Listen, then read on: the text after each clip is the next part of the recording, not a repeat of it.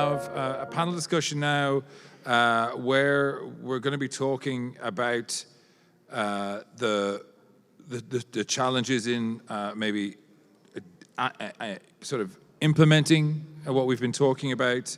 We're going to talk about lifelong learning and what best practice looks like to ensure the best possible participation in training. So we sort of teed up that we're going to talk about that. We're going to focus on that a bit. We'll invite our final panel on. They are Sinead Heenan, she's CEO at the Learning and Development Institute.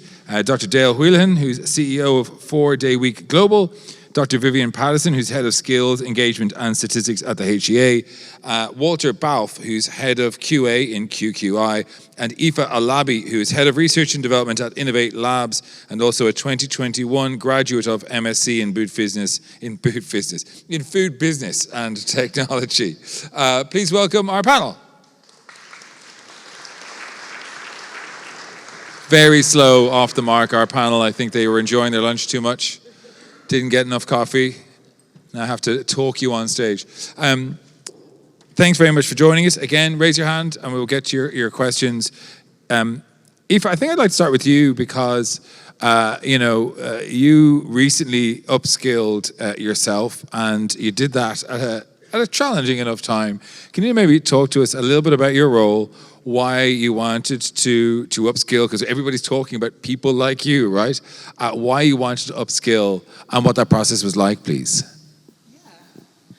Yeah. I suppose what was interesting about it was I was in a position at the time where I was quite established, so I suppose I didn't, or it could be looked at that I didn't need to upskill, but I felt that I did. What really helped, what really caught my eye at the time was first of all, the funding, which really helped make that come to fruition with the MSc in Food Business Management and Technology. And there was, undertaking that course in itself really reinforced a lot of what I was doing already, but also showed me a lot of different avenues and different solution types to different aspects of industry. So there was a lot of exposure I got from upskilling and doing that course that I wouldn't have gotten if I didn't. So, yeah. Was it a continuation down a path, or was it a side step when you were upskilling? And what was the real motivation for you? Was it financial? Was it career? Why did you decide to do it? It was actually kind of a continuation down that path, but in terms of boosting my own personal knowledge and, attributes in the industry I was in. And a lot of the skills I did gain were very transferable because it was food, but it's transferable whether you're working in pharmaceutical, medical device. There was a lot of aptitude and skill sets that are completely transferable across the different sectors. And so, because people in this room want to find people like you and get them to do what you have done. I don't mind if I just put you on the microscope, under the microscope for a bit. But what messaging had you gotten from your business or from the people running the course? How did this come to become an idea for you? I mean, I know you said you wanted to advance, but why was this path chosen? Do you know, that's interesting because this is actually a completely self-led approach for me. And I think that makes a big difference in the sense that at the time, the company I was working for, this was something I wanted to do for myself.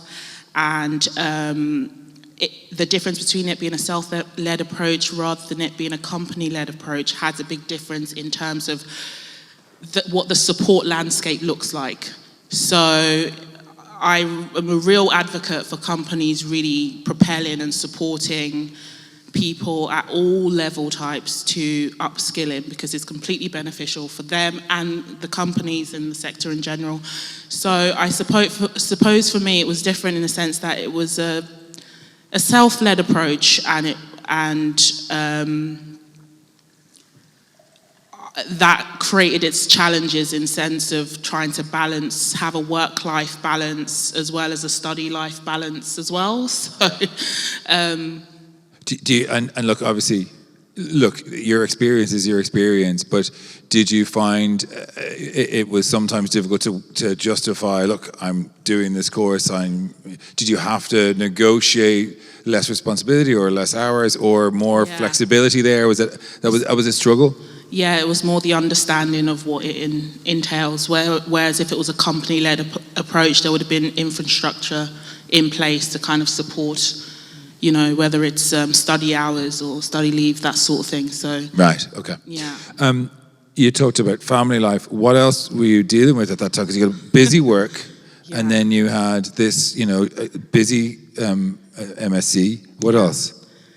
Yeah, so I would not recommend this to anybody. Not only having a family, trying to look after a family, working full-time, studying full-time, and then falling pregnant as well. So it was like all of the above, every stressor you could possibly have happened at that time.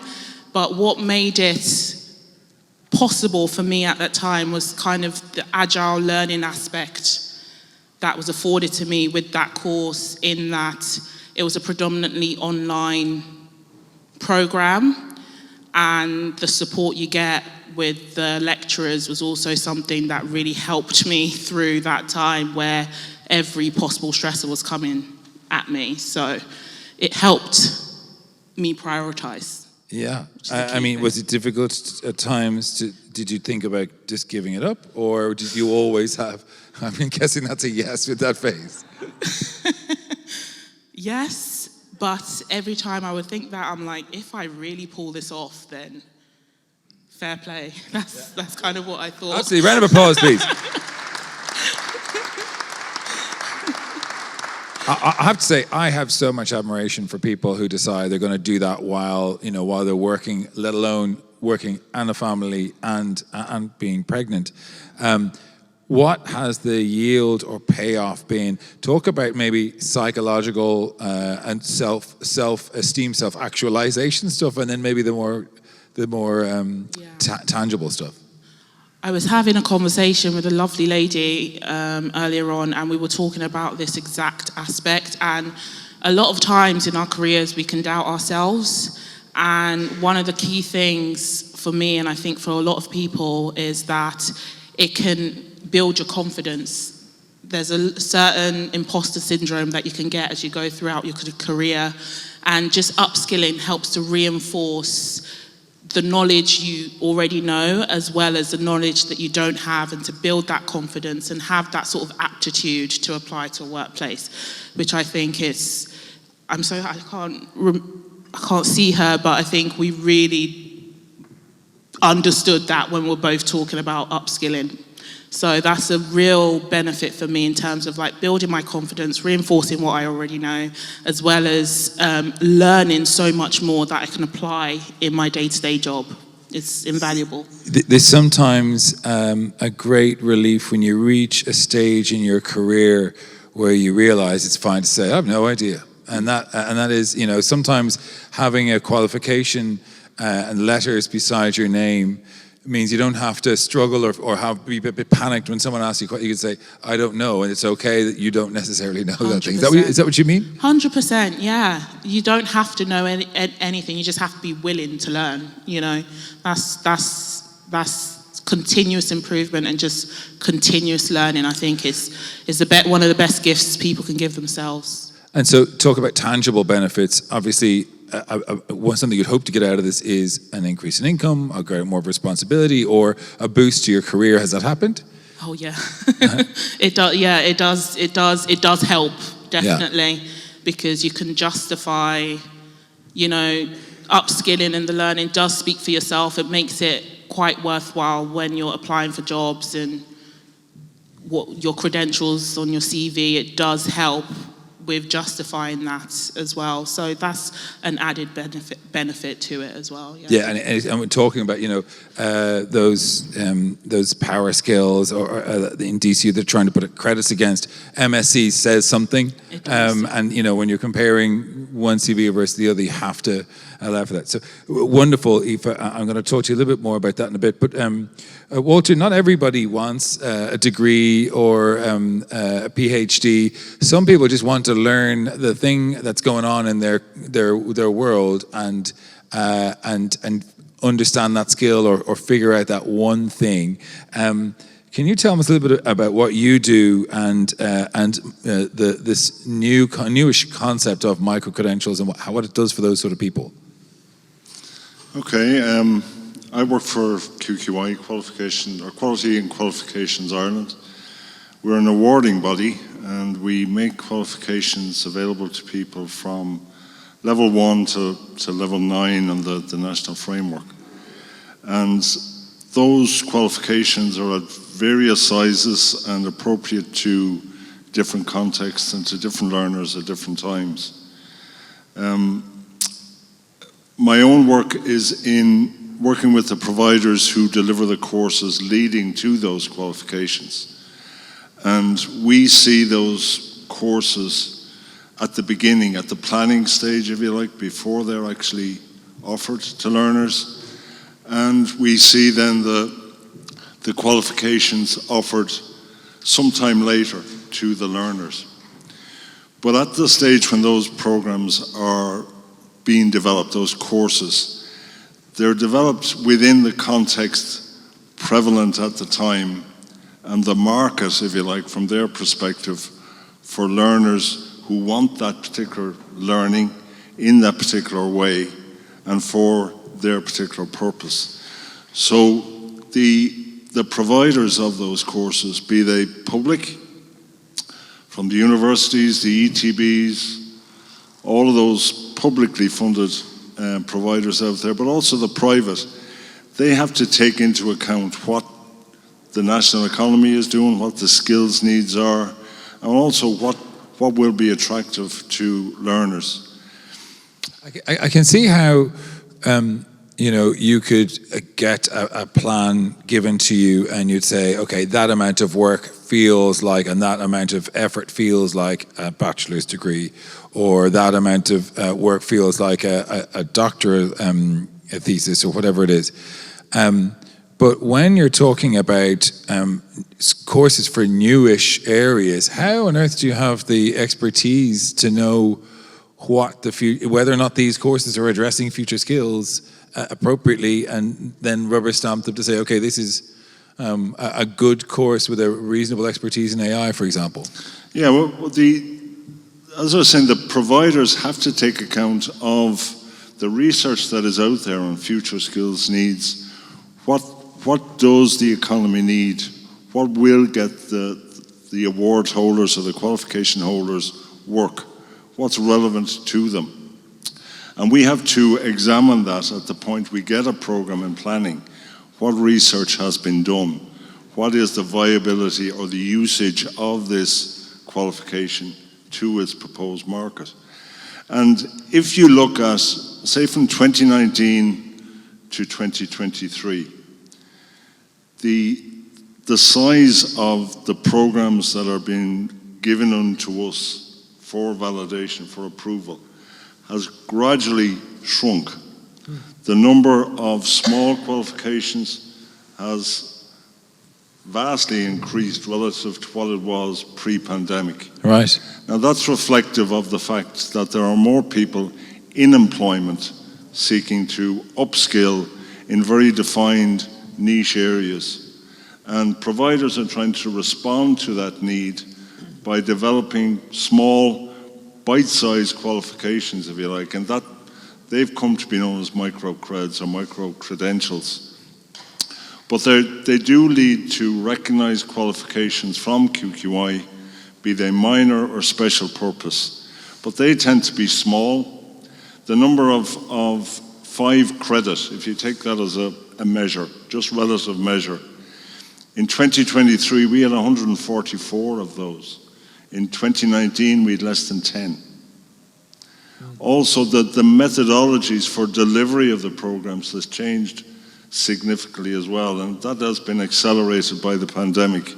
There's more and more online training available, and that can be fully online or blended, a mix of attendance at a course, but participation then online.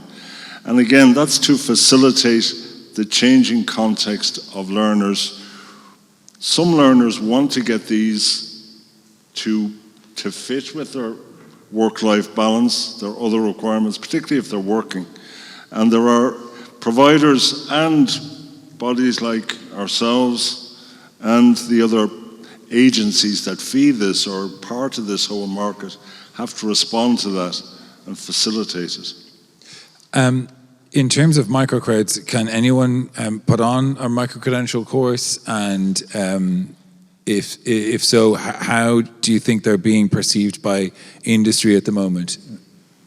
Would you know? Well, there are lots of what you could call microcreds out there. There's this notion of MOOCs, have been around for a number of years, where anyone can access learning online. That doesn't necessarily lead to a qualification. So if you want a microcred that has a recognized qualification, certainly a QQI qualification at the end of it, it needs to be on a validated program from an approved provider. But there are lots of those and increasing numbers of them. I know the universities who make their own awards, they have recently launched a site called Microcreds, which again are short qualifications available through the universities, which are available virtually to anyone who wishes to avail of them, and they facilitate a combination of online learning plus some attendance for some of those courses. So they're widely available, but you do need to know what's at the end. What recognition will I have at the end of this that I can use afterwards? Yeah. That is a factor. Vivian, for people who are like Aoife, in employment, open to upskilling, what resources are out there that they can take advantage of to improve their education? Well, there are lots of resources out there at the minute. So if you take some of the programs that we fund through the Higher Education Authority, using the National Training Fund, we have a program that most people will be familiar with, which is Springboard. And I think it's a Springboard course you did yourself. So that is free to take up a level 6 course, and it's heavily subsidized up to 80% for anything beyond level 6. So, and the great thing about courses like Springboard is that they're available throughout the country in all of the universities, institutes of technology, and private providers indeed, but they're also available in very flexible formats. So as you spoke about, you know, it's really important now, I think, that our higher education institutions are able to kind of pivot to this flexible and agile format. And really that's what a future institution should be looking at, to future-proof themselves. Walter was talking about micro-credentials there, and yes, as part of the Human Capital Initiative, which we also fund, he was talking about the Microcreds website. So there are a number of microcreds available on that website, and what's nice about all of these initiatives, whether it be Springboard, HCI, and apprenticeships, they're all developed in collaboration with enterprise. So that means that the skills that they're giving are the skills that are directly required by industry, and they're updated and they're relevant, and they're working to future-proof our graduates really. So you do have apprenticeships, and for employers, there's a €2,000 annual grant for employers who take on any apprenticeships. I suppose relevant in your area as the lab technician. There's also bursaries for taking on females into apprenticeships. And then you have the Human Capital Initiative, which also runs postgraduate diploma courses, which are heavily subsidized up to 80%. And we have our projects.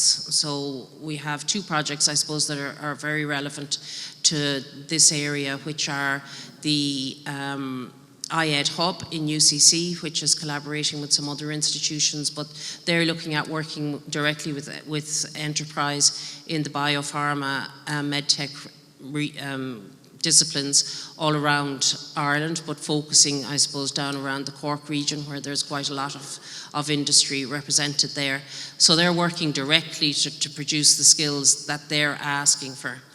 But what I would say to you is, I suppose if I had a message, it would be to industry to get involved, because this is National Training Fund money. It's a levy that employers are paying. So you need to ensure that you're not just passively, getting a service from the institutions, that you're actually directly involved in designing and informing what these courses look like, so that you're actually getting value for your money. And I think it's really important that, you can continue to put pressure on the Department of Public Expenditure to release from their sticky little fingers the the significant surplus that is now $2 billion, sitting yeah. in the National Training Fund. Well, in fairness to Minister Harris at the HCI event, he did say we're trying, but I wish I Try found harder. it. I wish I found it so difficult to spend €2 billion euro. So, in terms of these courses that are available, I mean, when we make something completely online, that sounds great, but do we have any evidence to compare the output of, what someone has learned and can put into practice from an online version of a course versus an in-person? Do we suffer a bit by making them very useful? I might touch on that with you as well, Aoife, but do you know, is there any evidence? We haven't really seen any evidence to the contrary, to be honest with you, Jonathan. And I think, whereas you will have your traditional Leaving Cert student undertaking an undergraduate degree, it's a different experience that they're looking for. So they're looking for that college experience. It's as much about the social aspect as it is about the educational attainment. Whereas you've got somebody who's a mature student who has children, who have a job, they really want to just have the flexibility to be able to pick up their learning when they have time to. So, I think we haven't seen any evidence that there's a difference. I mean, a lot of the online courses, they do probably have some element of, it's like a class because you have a class with you when you're learning. But we haven't actually seen any evidence of differing quality of outcomes. I mean, did you feel, Aoife, by doing your course online that you missed out on anything from versus an in-person? I think I agree with you in terms of it depends on the life stage you're at. Yeah. I don't think I would have been able to complete the course if it was fully class-based. I loved the agile form of it. It enabled me and empowered me to be able to graduate. Yeah. So it wasn't an either or for you. Okay, very good. I wanted to hear from you, Sinead, because we heard about the resources are there for learning development teams, but whether an organisation invests in lifelong learning, presumably that hugely varies from one organisation to another. Yes, and what they are investing in. Yeah. The other thing, just before I answer that, the other thing I would just add to Vivian's comments about the different initiatives, SkillNet Ireland have a whole plethora of networks out there that are grant aiding training as well, and there's a lot of opportunities to that.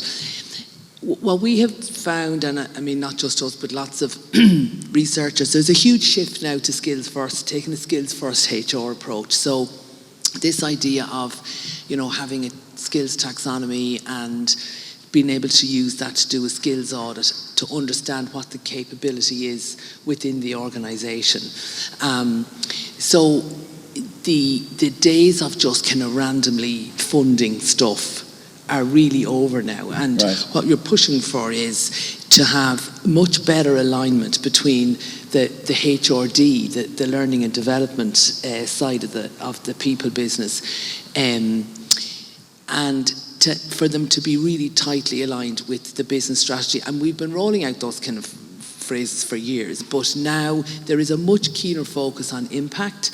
So in the past, people talked about ROI, return on investment, and everybody kind of ran for the hills because it was really hard and hard sums and formulas and that.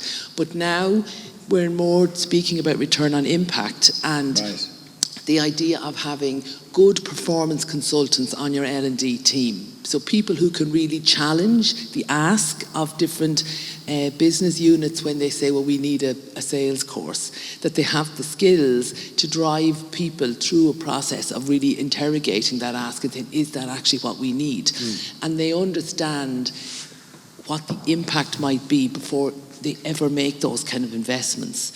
And that impact is, as I said, aligned with this idea of Skills First HR, whereby the company has some sense of the existing capability within the organisation. And some of that competency is coming from things that people are doing outside of the workplace. So it's hidden to the business. Right. But if they can introduce a skills taxonomy, which is challenging, but there are processes and lots of AI now that can do that for you. But if they have a skills taxonomy, they can use it to do a skills audit, and that will surface some of the hidden capability that's there. And then what that can do is it allows an organisation-wide approach to understanding what are the gaps, who in this organisation could fill that gap if we move people from here to here, if we redeploy people. And what that does is it allows the business to get an immediate response to a need that they have, and for the people who are working in the business to be able to continue to engage in activities and aspects of work that are of interest to them. So that immediately supports the kind of recruitment and retention strategy. It feeds back into what you were saying about,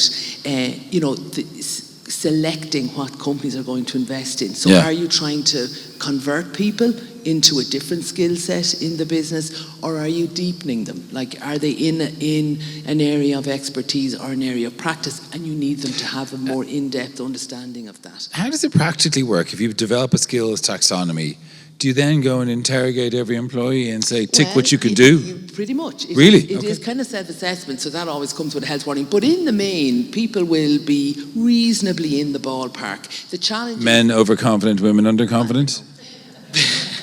The challenge of it, and ultimately they would end up with a kind of a skills passport. Right. Yeah. Okay. But the challenge is to get the taxonomy, to get all the business units to agree this is the skills taxonomy that we are universally going to deploy in this company. Okay. But there are ways of doing it then, once you can get that to that point. I know there are those in the room who really want to know how to get people on board with lifelong learning, and I wonder what sort of insights you have for that, because we heard earlier our position in Europe isn't great in terms of a lot of people they get the job and that's them, and some of them upskill and some of them don't, and they do their whole job and they learn quite a lot, right? Recognition of prior learning, but they don't continuously upskill unless they're mandated to, either by Japan, the Japanese headquarters, or by legislation and regulation. Yeah, or for some people are interested, and that's where some of those things come into it. Like career paths are not linear anymore now. Everybody is sort of, moving in very wavy ways, if you like. And I was just even looking at the little report there. There's one of the recommendations is that there needs to be agile paths, qualification routes, and that's really aligned with the agility of the career path. So if you go back to the thing, if you can show people the rationale for doing a piece of learning and that it's proportionate, which is back to Walter's thing about, do you need a microcred or do you need a PhD? Yeah. And there's no point driving somebody into something that's going to take 2 years when you could do something that would take 5 weeks, and that's enough. That's all they need to know right now. And sometimes, particularly people who perhaps traditionally would not have engaged in formal education, they may be overwhelmed by the idea, or there's, you said, a bit of imposter syndrome, and so if you can give people nuggets of learning and get them engaged in something that they can see the relevance, it's manageable, it's something they can undertake, they see the reason why they're doing it because they're able to deploy that learning immediately in their work. Yeah. And you can create some momentum and hopefully get them on a path of continuing to upskill. Yeah, they might say, I got a lot out of that. That was worthwhile. Yeah. It's beneficial. It's Yeah. helping me in my role. I might do something bigger. So it could be the start something Yeah, else. like I just remember a really quick story. We were doing a bit of work with Woodies at one stage, and they had an absolutely fantastic model of their environment was such that, you know, they had acquired Atlantic Home Care at the time, and there was huge competition. It was during the boom. There was huge competition for, you know, it was the retail in that sector was very healthy, and they were really struggling to keep the floor staff that they had. But they put them on a program of to a level 6 award, and it was kind of universal, and they got everybody in all the stores. But I was at they had a lovely graduation ceremony for them one day, and I was at it, and this man said, for the first time in my life, I am more qualified than my teenagers. Huh. You know, it was like somebody who had no qualifications, but he was so motivated by it now, and his self-esteem, and he knew he could do it. So sometimes it's about bringing people into small nuggets that are very appropriate, that they can really understand, they can relate the learning to the practice, and then you've got them, and you can keep working, you know, building them up from there. Dale, tell me about your work, because I hadn't heard of 4-Day Week Global. Tell me a little bit about your work and how important, considering the life outside of work of a human being is important if you want to keep them in the work. Yeah, well, thank you for having me. I feel like I'm a bit of a maverick on this panel in the grand scheme of things, but I'm hoping by the end you have an idea of how it all fits in.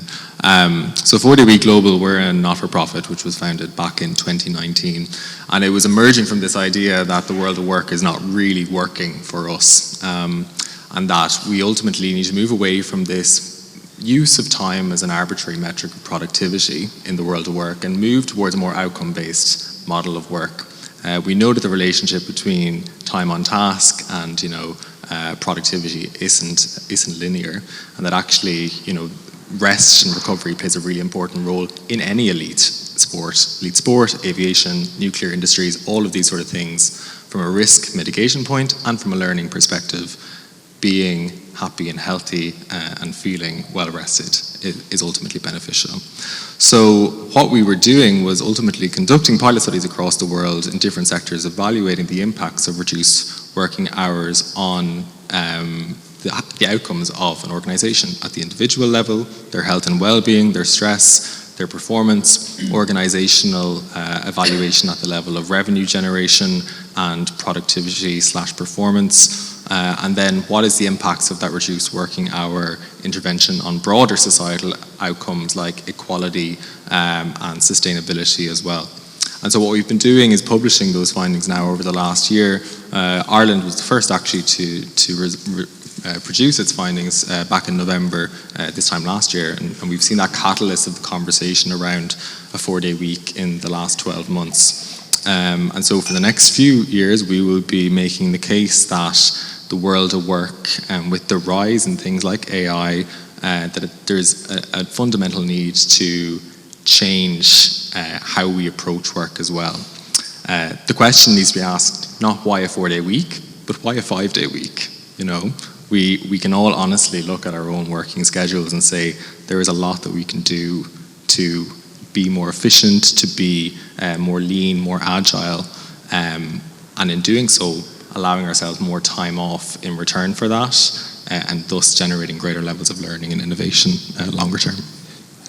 What is the data showing us at the moment? Do we have any data on companies that have trialed 4-day weeks?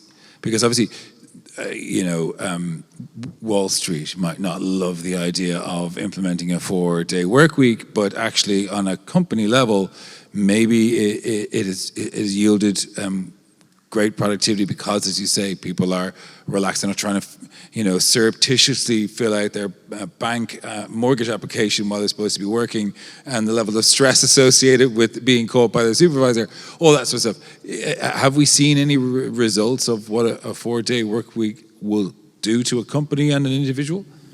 Yeah, absolutely. And it's interesting you mentioned Wall Street, because I was doing a HR club for a group of CHROs from Wall Street 2 weeks ago, and they weren't amenable to the idea of a 4-day week, but they thought that their benefits of 2 weeks leave allowance was amazing. So each sector is at a different level in their understanding of benefits as well. What we have been doing is, it's been self-selected organizations essentially embarking on a 4-day week trial. And we use this principle called 100-80-100, which is the guarantee of 100% pay for 80% time in return for 100% outcome or productivity or performance or whatever it is. And that's actually quite a fundamental mindset change for organizations, because most organizations don't know what good looks like, because they've never asked the question of themselves. So it's much more than just reducing the working hours by 8 hours a week. It's actually fundamental to say, how do we get there? How do we maintain this level in less time? And in doing so, you have this psychological contract established with the worker to start addressing those inefficiencies within the workplace. We talk about lean and agile ways of working, and I used to work in consulting. So,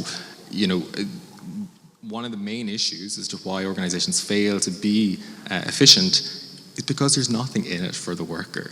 There's a guarantee of nearly more work in return for being more efficient. So you need the kind of the organizational change approach to the future work needs to be cognizant of the basic psychological principles of the people that work within it. And people will do things when they're intrinsically motivated by something, like you mentioned, Aoife, you self-select yourself into a process and therefore you're motivated to do it. Or secondly, there is a contract established that if you do this, we will do this in return. I mean, the promise of technology and AI, even before AI, any technology or tool, the promise of it was it would make our lives easier. And, I think one thing for sure is that what the beneficiaries of new technologies over time have really been organizations, corporations, and not the individual user, because we're still working very hard. I mean, everybody on this stage, I'm sure, will say they work a lot and probably too much. And certainly I and my wife and almost every adult I know, our lives haven't been made that much easier by working by more technology. I mean, is it naive to think that we'll actually get to a space where we'll have a 4-day working week? Because as soon as we show that we can do 5 days working 4, the people say, well, let's get you working 5 days and you can do 6. I mean, what is the realistic outlook here, or do you think individuals and organizations are saying, look, the world has changed a bit in our understanding of what people need, and actually we need to roll back a bit? Do you think there's a general appreciation for that?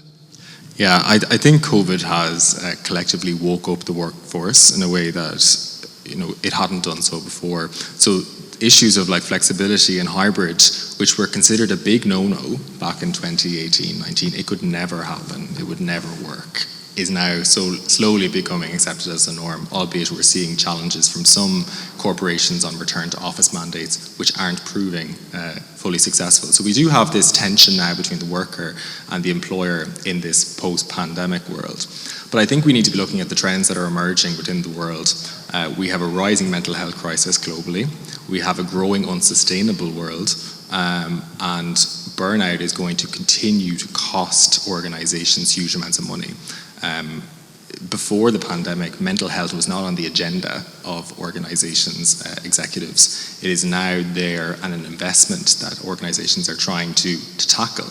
Because people are just saying, sod this, and walking out of pretty significant positions because they were exposed to COVID, and they, as an enforced break, and they went, hang on a second, this is, when they weren't obviously worried about their health, they were thinking, this is good. Time away, time off is good. Absolutely, and so people are moving with their feet, which is the biggest, I suppose, pushing factor for organizations in investing in this in the first place. The issue is that organizations are spending money on mental health and well-being and not actually moving the dial on those issues in their workforce. And it's because they're not addressing the systemic organizational issues that cause burnout in the first place, which tends to be issues of culture and leadership, not issues like yoga at lunchtime and pizza at 4 p.m. in the evening, trying to do your emails. I think another really important trend for this room, in particular in the space of learning, is Gen Z are fundamentally different. And to think that the models of work and learning are going to be similar to them, we're all shooting ourselves in the foot. They want a different type of work. They want a different, experience with work. And it's because they aren't being guaranteed the same things that previous generations were in the world of work, like housing, like social security, all of those sort of things. So they want an experience where they don't have to sacrifice themselves in their 20s in order to, live up to some false promise. Yeah. Really interesting to hear your perspective, Dale. Questions from the floor? Any questions from the floor? Raise your hand. And anyone want to comment on what Dale was saying there? You go ahead. Yeah, you can. Raise your hands, please, and we'll get to you. Yeah, that's really interesting. I just one question for you around the research that you've been doing on the 4-day week. I find, Jonathan, you made the comment that technology hasn't actually made you work less. I think it has made us work more because we don't leave our computer in the office anymore. We take it home with us. If we're in the office or it's at home, we have access to email and so on our phones and so on. Did you do any research on the 4-day week that showed that people were actually accessing emails and that kind of thing on the 5th day? Because I know that if I take just a day off, I generally check my email because it's easier for me to do it.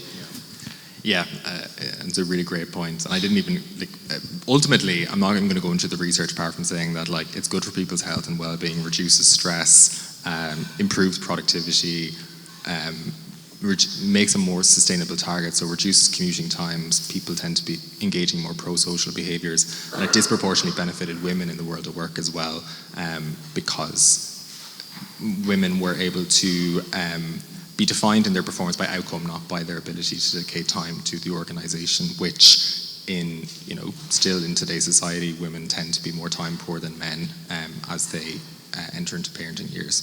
So with that, the fundamental issue we have with the 4-day week transition is that you can lead a horse to water, so you can provide the policy, you can create a culture that will encourage people to take time off, so poke the horse to drink the water, but ultimately the horse has to drink the water themselves. So the last component in, I think, getting the most out of a 4-day week is if we have that 5th day off, that people realise the critical importance of actually developing active recovery strategies.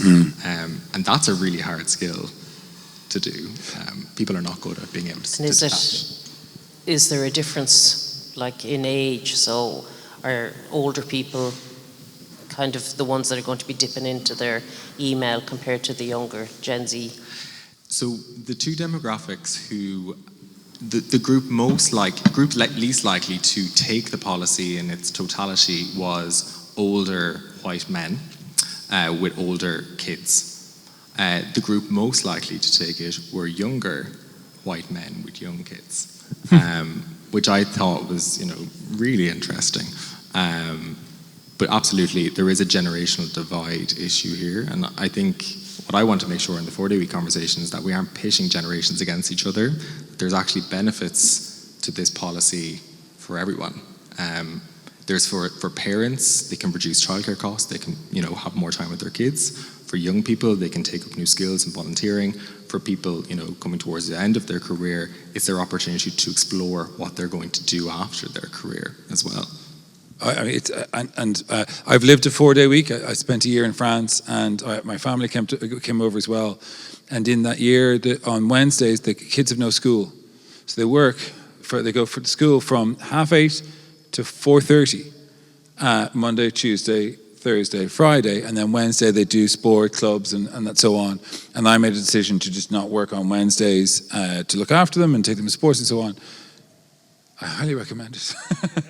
It was very, very good. And of course, you've eliminated your childcare thing because they're still doing the same amount of hours, and they had less intensive stuff in the afternoons, and more sports and creative stuff, which was fantastic. Can I ask another quick question?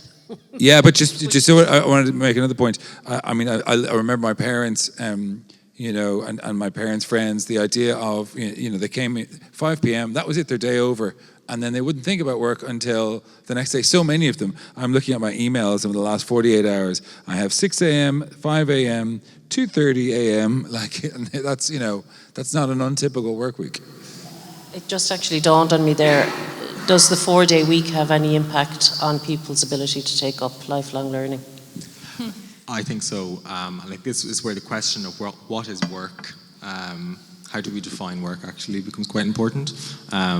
So we would find that people in that 5th day are taking up learning in maybe for career development longer term, in skills that they want to maybe craft a future career for themselves.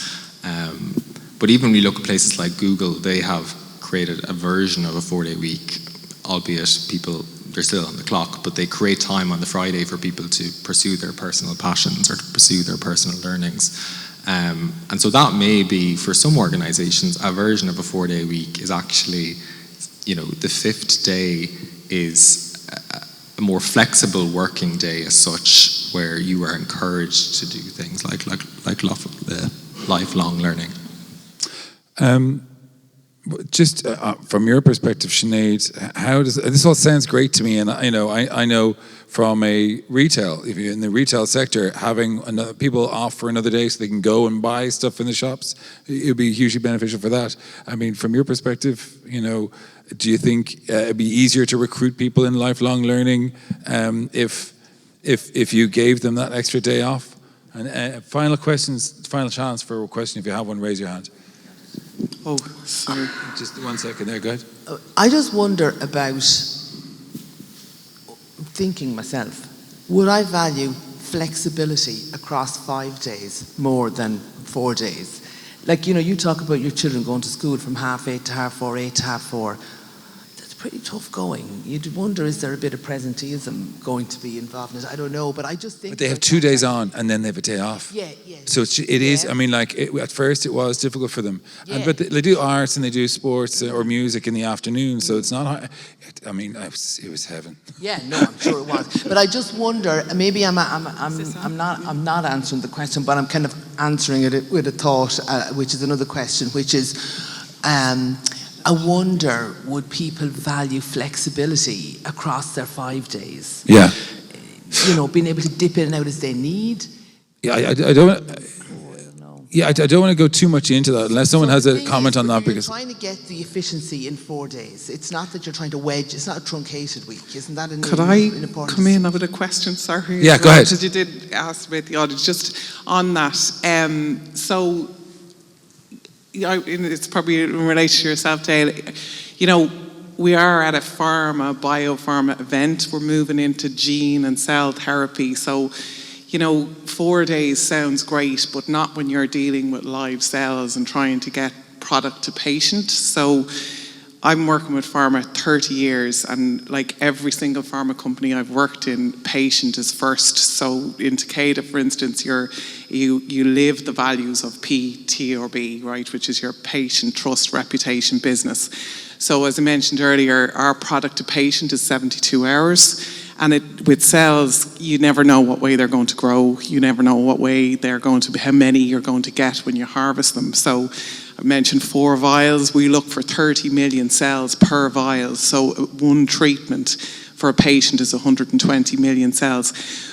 And anything can go wrong at the last minute. We have had people stay there till 4 and 5 in the morning that are up 18 hours, and they can't just transfer their skill or their part in getting that product over to Hungary, that the patient is in a surgery waiting to be injected.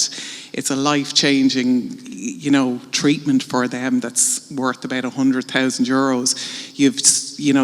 The van is there, the guy taking the product is leaving the site and having to get it to the airport and flown across in that short But period that of is, time. in fairness, that is a rare, No, a but- rare role But to where we're have going, that sort of. where yeah. we're going, we're moving from, small molecule into large molecule, into gene and cell therapy. Like Nibert have just built their own cell therapy plant. Yeah. So all the big pharma companies are going, so it's going to be really difficult to probably, do this for, and I appreciate it. Company-wide for sure, yeah. And we do a lot around, protecting our people as well in relation to, mindfulness, giving them time off then, and, lots of work-life balance. So I just think you can do it, but it just depends on the world you're in. And for me, I haven't never been in a different world other than this. So Okay, that's just my piece. Thanks very much for that, Paula. Just tight on time, I'm going to go to Walter and then to this lady in the mic, and then we're going to hear from Laura. So do you want to just follow up on that? Just a quick question for Effie. I would like to congratulations on your achievements, because I know it's really difficult to juggle everything, and as a lifelong learner myself, I know the time and effort that has to go into it. What would you say to your younger self, or to somebody that's in your position that's thinking of going back to education? What would you say after, with the benefit of hindsight and the benefit of studying, and also you have a room here of employers, so what would you say to those employers to support, because we're in the theme of supporting, so what would you say to them to support people like you that are considering going back but have to juggle everything? So what pearls of wisdom can you give us? I think the key word you said there is support from an employer point of view, in terms of sometimes it's hard to say that you want to undertake a full-time course while doing a full-time job to your employer, because immediately they think, how are you going to do that?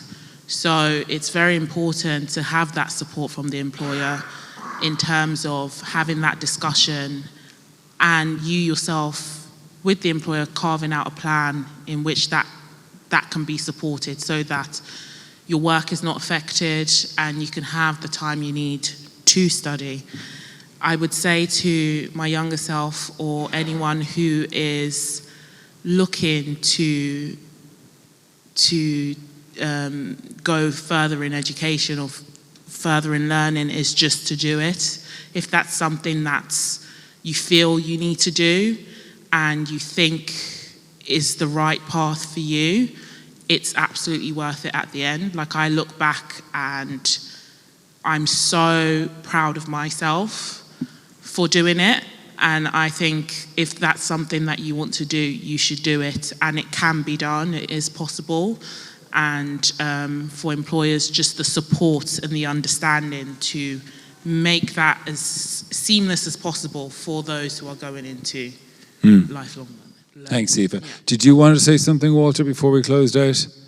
Yeah, just very quickly, I wanted to echo something that Sinead said about the flexibility probably been more useful than a set rule of 4 days. And I think there are parallels with the way education and training works for lifelong learning, and the use of technology particularly.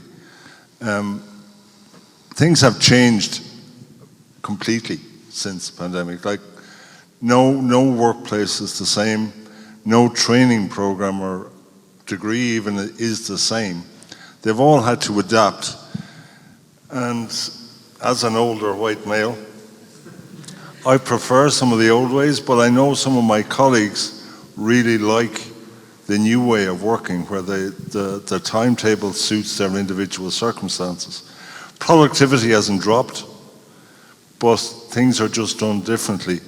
And likewise with education and training, the flexibility and the convenience and so on of online access is great.